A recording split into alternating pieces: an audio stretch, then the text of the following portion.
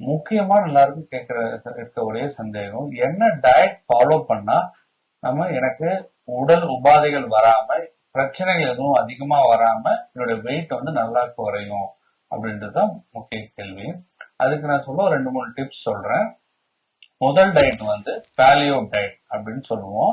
அதாவது low carbohydrate high fat diet நம்ம எடுத்துக்கிட்டோம் அப்படின்னா, நிறைய பேர் என்ன நினைச்சிருக்காங்க, கொலஸ்ட்ரால் உட்கொண்டதுனாலையும் அதிகமான ஃபேட் உட்கொள்றதுனாலையும் நமக்கு போய் உட்காருது, அதனால ஃபேட் ஐட்டம்லாம் மட்டும் குறைச்சா நமக்கு வெயிட் குறைஞ்சிடும் நினைக்கிறாங்க. கண்டிப்பா அது மாதிரி இல்ல. சோ அப்போ நம்ம கார்போஹைட்ரேட் உணவு எல்லாமே நம்ம குறைச்சாகணும். ரெண்டாவது, நம்ம உணவுல அதிகமான அளவு நான்வெஜ் சேர்த்துக்கணும். சில பேர் நான்வெஜ் பிரியர்கள் நிறைய பேர் இருப்பாங்க. நான் நான்வெஜ் சாப்பிட்டா வெயிட் ஏறுதுன்னு நிறைய பேர் நினைச்சிட்டு இருப்பாங்க. கண்டிப்பா இல்ல. புரோட்டீன் சத்து, உதாரணத்துக்கு கொண்டக்கடலை, பட்டாணி, ஒரு பசி வரும்போது ஒரு பிஸ்கெட்ஸ், இதெல்லாம் நம்ம எடுத்துக்கிட்டு இந்த கார்போஹைட்ரேட் உணவு நம்ம குறைக்கும் போது நமக்கு ஒபிசிட்டில இருந்து நல்ல வெயிட் ரிடக்ஷன் பார்ப்பது நல்ல ரிசர்ச் மூலமா ப்ரூவ் ஆயிருக்கு.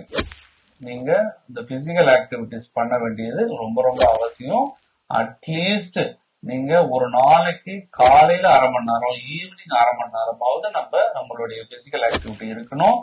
பிரிஸ்க் வாக்கிங் அவசியம். கையை வீசி நடக்கணும். பக்கத்துல யாராவது நம்மள ஏதாவது நினைச்சுப்பாங்க, கை வீசி நினைச்சா, அது மாதிரிலாம் எதுவும் நினைக்க வேண்டாம். எனர்ஜி கலோரிஸ் நம்ம குறைக்கணும்னா கையை வீசி கொண்டு நம்ம வீர நடை போட்டு நடக்கணும். அது ரொம்ப ரொம்ப முக்கியம்.